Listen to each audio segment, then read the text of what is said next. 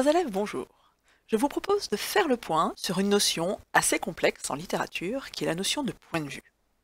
J'ai réalisé cette vidéo pour vous permettre de mieux comprendre ce qu'était le point de vue, quels étaient les différents points de vue que l'on peut rencontrer dans les textes, et quelles en sont les caractéristiques. Je vous ai proposé 3 textes différents, et je vous ai posé des questions sur chacun de ces textes. Dans cette vidéo, je me propose de vous apporter un corrigé à ces questions qui nous permettront ensuite de définir un petit peu mieux toutes les notions dont je vous ai parlé au début de l'enregistrement. Je vous ai proposé un premier texte, Dans le labyrinthe, d'Alain Robbe-Grillet. Je vous lis l'extrait. Dans l'entrebâillement de la porte, mais en retrait d'un pas ou deux, fortement estompé par l'ombre, la silhouette d'un enfant se tient, immobile, tourné vers l'homme en costume militaire, que sa mère, est-ce sa mère, vient d'introduire dans l'appartement, et qui est assis à la table, légèrement de biais, à demi appuyé sur la toile cirée rouge, les épaules voûtées, la tête penchée en avant. La femme opère sa rentrée par la porte donnant sur le vestibule. Elle tient dans une main, ramenée vers sa hanche, un morceau de pain et un verre. L'autre bras pend le long du corps, la main tenant une bouteille par le goulot. Elle dépose le tout sur la table, devant le soldat. Sans rien dire, elle emplit le verre jusqu'au bord. Puis elle quitte de nouveau la pièce. Je vous posais une première question. Comment les personnages sont-ils désignés? Connaît-on leur identité? Eh bien, les personnages de ce texte sont désignés par les expressions « un enfant »,« l'homme en costume militaire »,« sa mère »,« la femme »,« le soldat ». Vous voyez qu'on ne connaît pas l'identité de ces personnages. On ne sait pas qui ils sont. On peut seulement faire des suppositions. Vous deviez, dans la deuxième question, relever un élément qui nous montre que le narrateur lui-même ne sait pas qui ils sont. Eh bien, la phrase interrogative, entre parenthèses, « est-ce sa mère ?», prouve que le narrateur ignore quelles relations unissent les personnages. Il suppose simplement que cette femme est la mère de l'enfant. Question 3. Quel est le statut du narrateur? Cet extrait est rédigé à la 3e personne. Le narrateur ne semble pas être un personnage de l'histoire qu'il raconte. Il en est absent. On peut pourtant relever une marque de subjectivité. La phrase « est-ce sa mère ?» est une phrase interrogative qui manifeste la présence de quelqu'un qui assiste à cette scène et qui s'interroge. Le narrateur nous raconte moins une histoire qu'il ne nous décrit une scène à laquelle il assiste. Le narrateur, même s'il s'interroge, est ici extérieur aux événements. Il est un simple spectateur. Il se contente de regarder agir les personnages. C'est la raison pour laquelle la scène est très visuelle. Le narrateur ne nous dit que ce qu'il voit. Question 4. Le narrateur sait-il pourquoi les personnages sont réunis? Connaît-il leurs pensées, leurs émotions, leurs sentiments? Pourquoi? Eh bien, il ne sait rien de tout cela. Nous ne pouvons relever aucun terme appartenant au vocabulaire des sensations, des émotions ou des sentiments. Nous ne pouvons par ailleurs relever aucun verbe de pensée, de perception, de jugement qui nous permettrait de connaître les personnages de l'intérieur. Bref, aucun terme qui nous donnerait accès à la subjectivité des personnages. Question 5. Que sait-il des personnages? Quel type d'informations le narrateur nous donne-t-il? Eh bien, le narrateur ne sait pas grand-chose des personnages. Il en sait moins qu'eux. Il ne sait pas qui ils sont, quel type de relation les unit, pourquoi ils sont là. Il ignore ce qu'ils pensent. Il nous donne les informations telles qu'elles s'imposent à sa vue. L'emploi du présent renforce ici l'illusion que cette scène est en train de se dérouler au moment où le narrateur la regarde et au moment où le lecteur la lit. Le lecteur a l'impression que le narrateur décrit une image qu'il a sous les yeux, émettant parfois des hypothèses.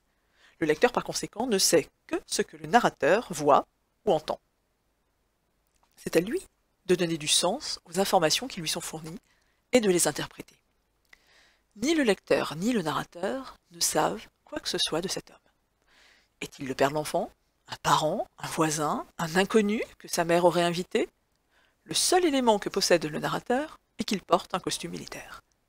Il en déduit que cet homme est un soldat. Est-ce vraiment le cas? Nous ne le savons pas. Nous ne pouvons qu'émettre des hypothèses. Et enfin, question 6. Où le narrateur semble-t-il placé par rapport au personnage? Le narrateur se contente de regarder agir les personnages qui évoluent devant lui. Le lecteur est dans la même position que le narrateur. L'un et l'autre sont extérieurs à la scène qui se joue sous leurs yeux. C'est la raison pour laquelle on parle de point de vue externe. On emploie également le terme de focalisation externe. Le mot focalisation appartient au domaine de l'optique. Il est lié aux objectifs d'un appareil photo ou d'une caméra. Il désigne la place de l'objectif au moment où il enregistre une image.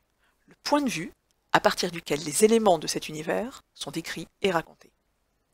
L'objectif dans cette scène est situé à l'extérieur du personnage. C'est la raison pour laquelle on parle de focalisation externe. Si vous regardez le petit schéma que je vous propose maintenant, vous voyez un personnage qui est dans son salon et qui regarde par la fenêtre. Eh bien, nous pourrions raconter la scène de 3 manières différentes. Tout en conservant un récit à la 3e personne, je peux varier la position que je choisis d'adopter pour raconter ce qui se passe. Le point de vue externe correspond à la place 1, occupée par la caméra. Le narrateur raconte les faits comme s'il était un simple objectif de caméra. Il montre les personnages de l'extérieur, sans préciser qui ils sont, ni ce qu'ils ressentent. Le point de vue est alors externe, on parle de focalisation externe. Le lecteur ne connaît du personnage que ce que le narrateur lui en a montré.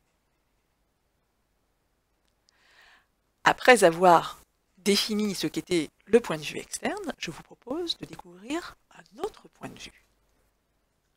Le deuxième texte que je vous propose est un extrait du Père Goriot d'Honoré de Balzac. Je vous lis le texte.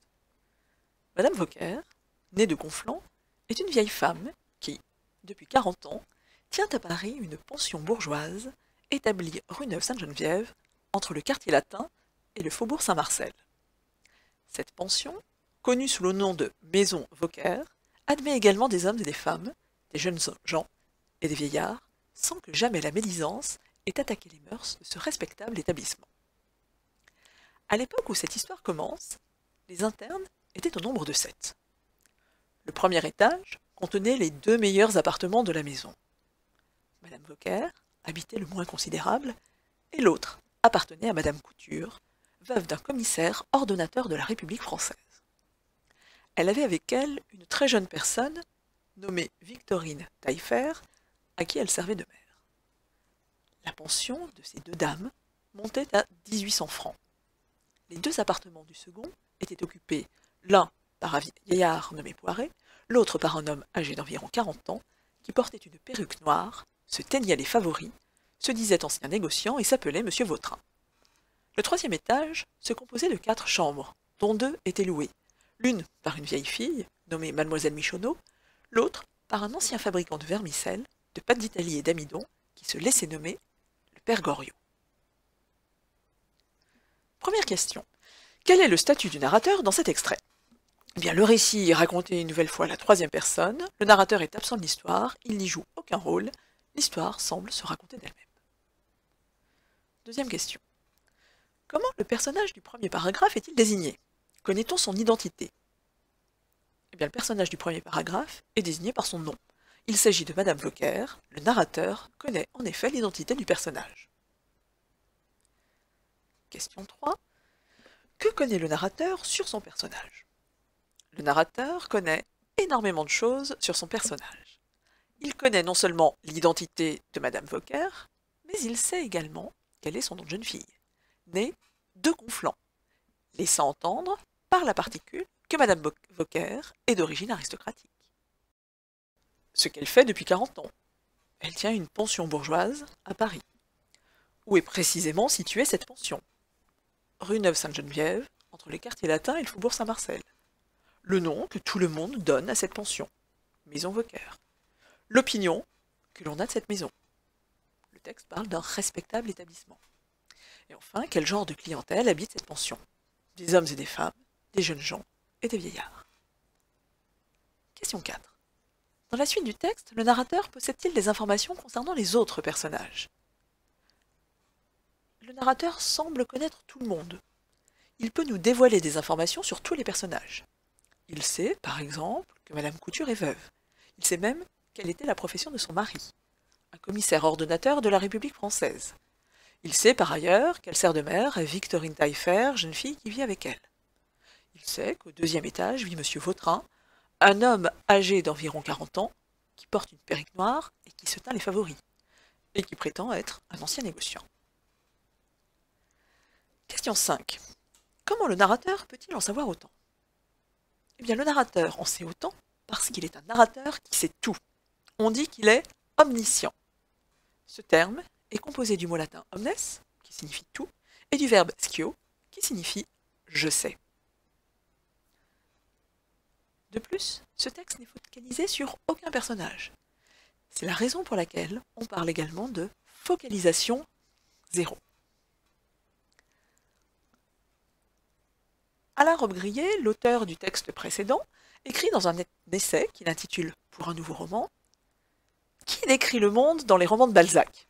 Quel est ce narrateur omniscient, omniprésent, qui se place partout en même temps, qui voit en même temps l'endroit et l'envers des choses, qui suit en même temps les mouvements du visage et ceux de la conscience, qui connaît à la fois le présent, le passé et l'avenir de toute aventure? Ça ne peut être qu'un dieu. Telle est la conception du narrateur omniscient par Robbe-Grillet. Revenons maintenant à notre schéma.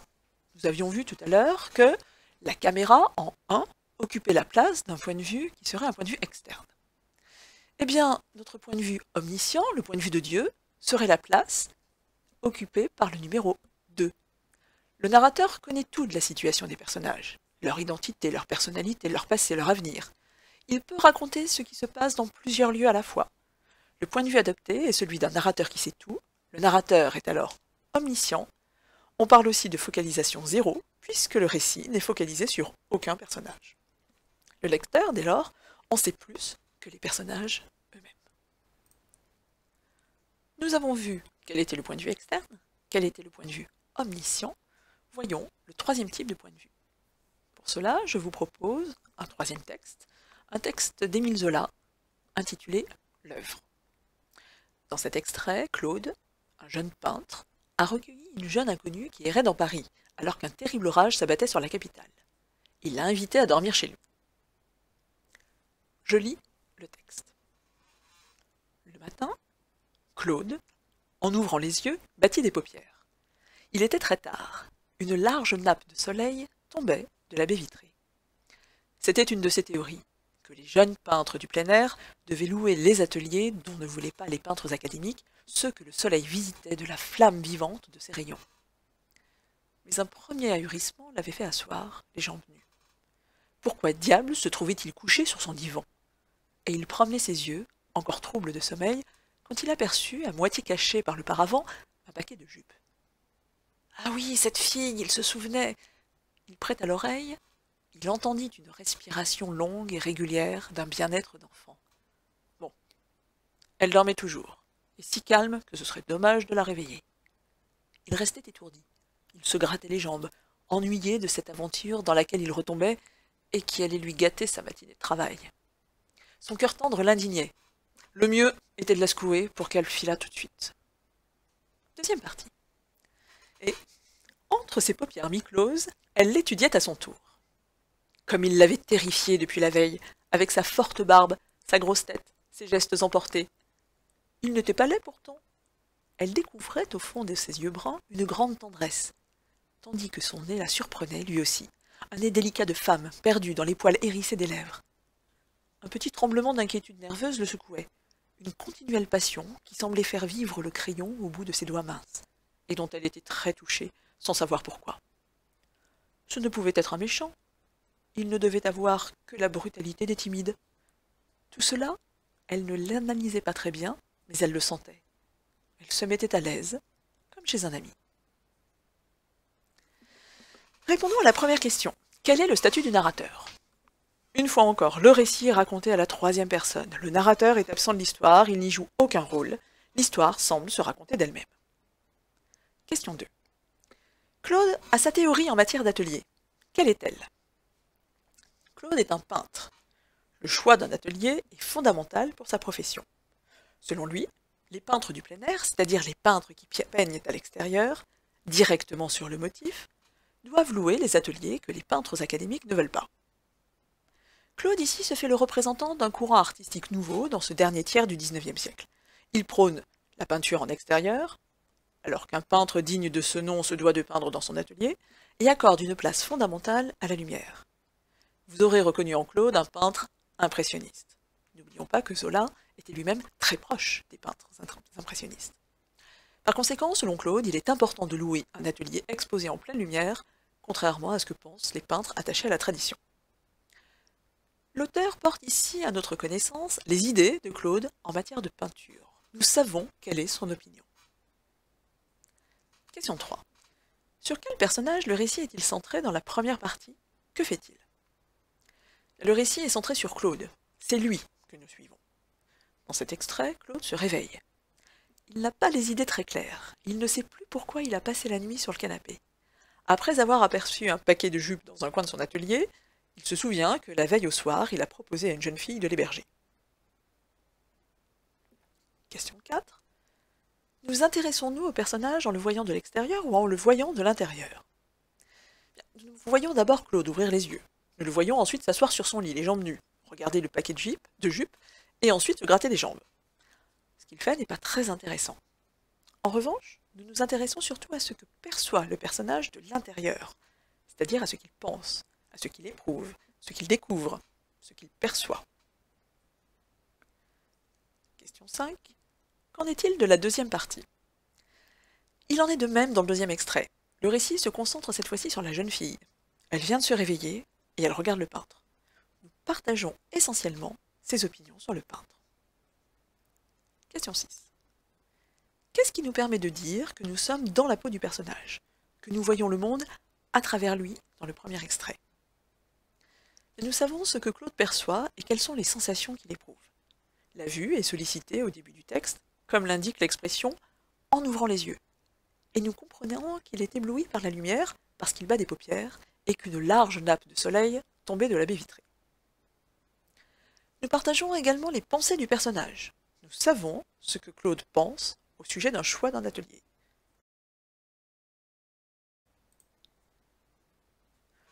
Nous savons également quelle est l'émotion ressentie, grâce au vocabulaire relatif aux émotions et aux sentiments. Il est écrit dans le texte un premier ahurissement. Il restait étourdi, ennuyé. Son cœur tendre l'indignait. Il est de plus intéressant d'étudier la manière dont nous est dévoilée l'information. Nous apprenons que Claude est ahuri, étonné. Il ne comprend pas ce qu'il fait sur son divan. Il promène son regard dans la pièce et s'arrête sur un paquet de jupes. Il se souvient alors qu'il a invité une fille à dormir chez lui. Nous vivons ce moment en même temps que lui, et à travers ses yeux. Les informations que le narrateur choisit de nous donner sont les informations dont dispose le personnage. Le narrateur ne nous en dit pas plus. Les verbes de perception accompagnent cette découverte. Il promenait ses yeux, il aperçut, il prêta l'oreille, il entendit. Vous voyez qu'ici, la vue et l'ouïe sont sollicités. Nous savons par ailleurs quel jugement il porte sur cette situation grâce au verbe péjoratif « gâter ». La présence chez lui de cette jeune fille allait gâcher sa journée. Enfin, certaines phrases semblent pensées par le personnage, comme s'il s'agissait d'un monologue intérieur. Nous pouvons relever « Pourquoi diable se trouvait-il sur son divan ?» Ah oui, cette fille, il se souvenait. Bon, elle dormait toujours et si calme que ce serait dommage de la réveiller. Le mieux était de la secouer pour qu'elle filât tout de suite. Vous voyez que ces phrases sont écrites à la troisième personne, qui est la personne de la narration. Elles sont rédigées également au temps de la narration, à l'imparfait, au passé simple, au conditionnel. Aucun verbe de parole ou de pensée ne nous dit clairement qu'elles ont été prononcées par le personnage. Le narrateur les reprend à son compte, et pourtant, nous avons l'impression que c'est le personnage qui en est à l'origine. Ces énoncés comportent des marques d'oralité, comme s'ils avaient été prononcés à l'oral par ce dernier. Il y a des phrases interrogatives. Pourquoi diable se trouvait-il sur son divan? Des interjections. Diable. Ah oui, bon. Des phrases exclamatives. Ah oui, cette fille, il se souvenait.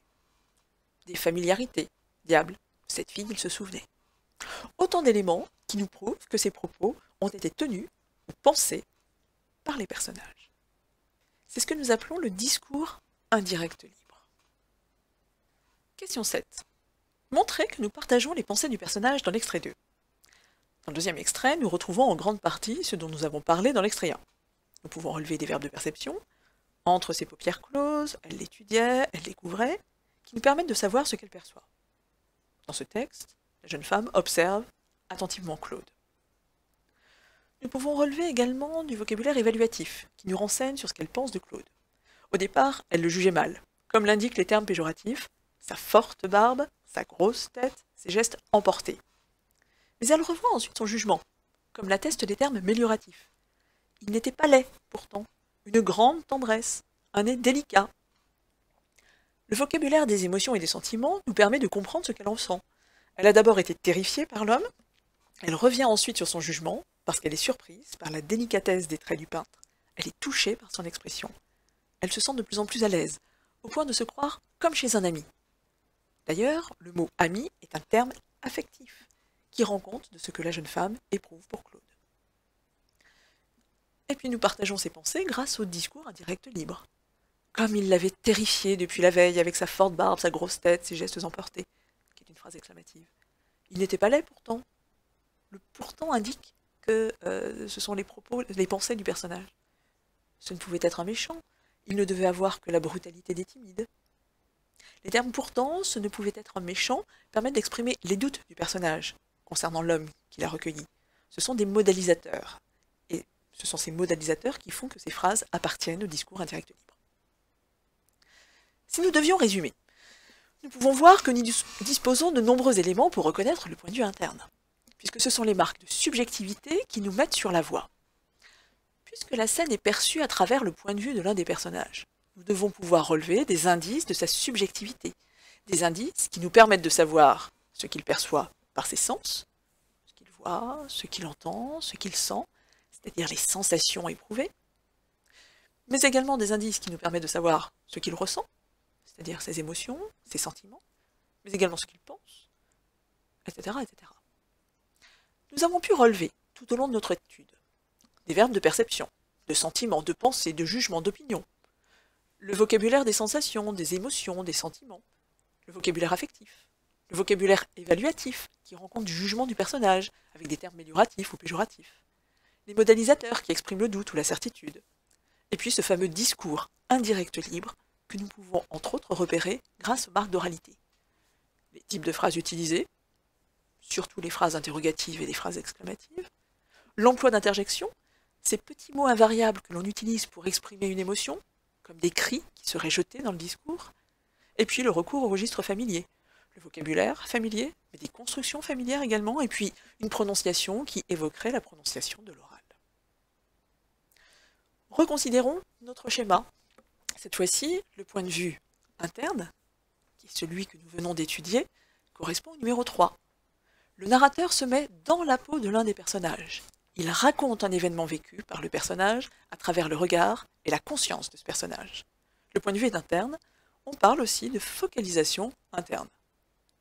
Le lecteur sait ce que ressent ou éprouve le personnage au moment où il vit un événement important. Il en sait autant que lui. Récapitulons tout ce que nous avons appris sur le point de vue ou la focalisation. Prenons l'exemple d'une histoire que l'on voudrait raconter, mais que l'on voudrait raconter de 3 manières différentes, en utilisant les 3 points de vue. Première manière de raconter cette histoire. L'homme marchait le long de la plage. Ses mains tremblaient légèrement. Une femme l'accompagnait. Deuxième manière. Paul était angoissé. Il ne savait pas que Marie l'était autant. Troisième manière. Paul était angoissé. Et Marie, que ressentait-elle? Il ne parvenait pas à le déceler. Ces 3 textes sont rédigés à la 3e personne.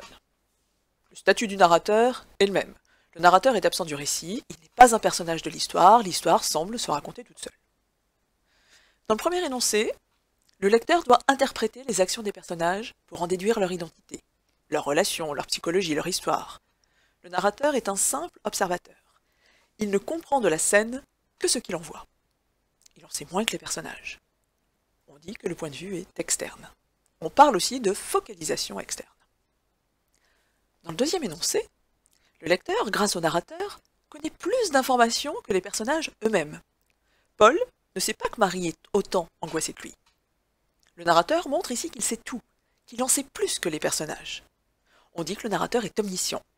On parle également de focalisation zéro. Et enfin, dans le dernier énoncé, le lecteur connaît le personnage de l'intérieur. Il partage ses émotions, ses pensées, grâce au discours indirect libre en particulier, et il partage son savoir. Comme le personnage, il ignore ce que ressent Marie.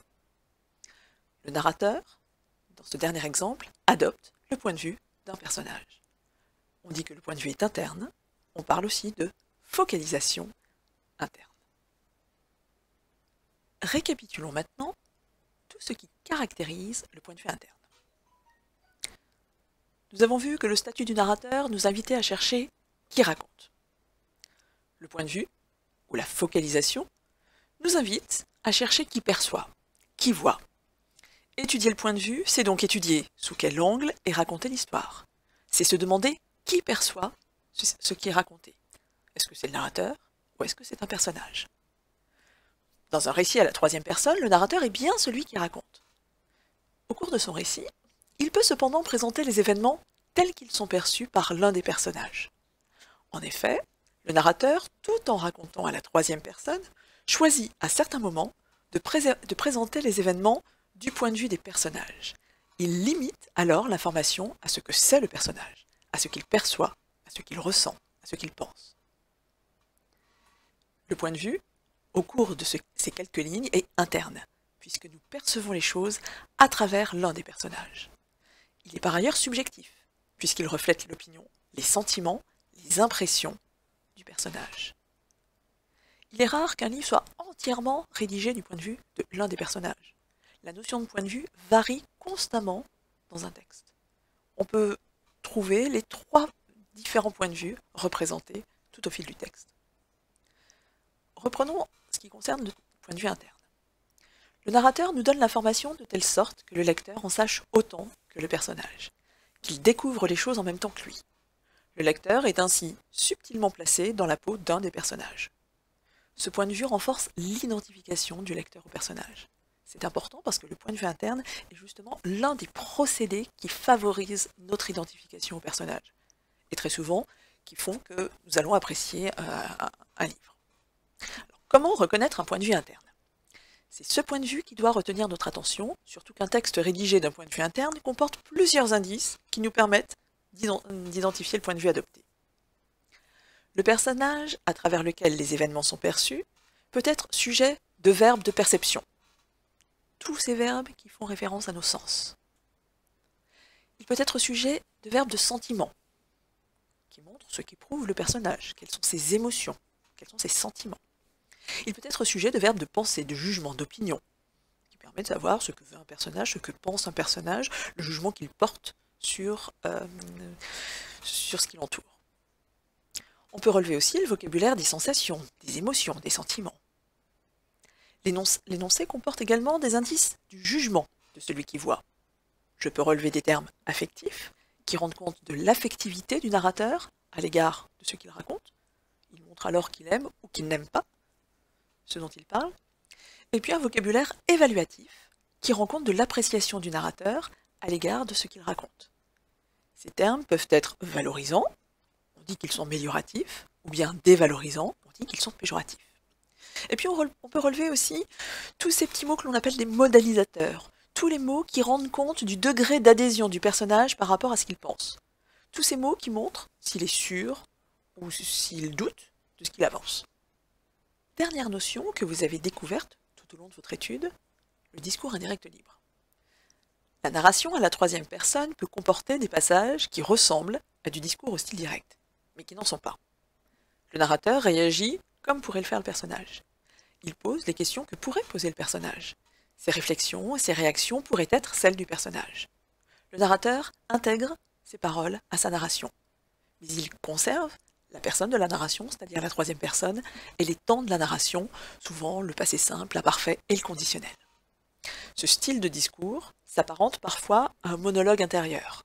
Intuitivement, nous repérons le discours indirect libre parce que nous avons le sentiment effectivement que les paroles que nous lisons pourraient être les paroles que le personnage se dit dans sa tête. C'est ce que l'on appelle le discours indirect libre. J'espère que vous en savez davantage maintenant sur les différents types de discours et que cette vidéo vous aura permis de mieux comprendre ce qu'il en était.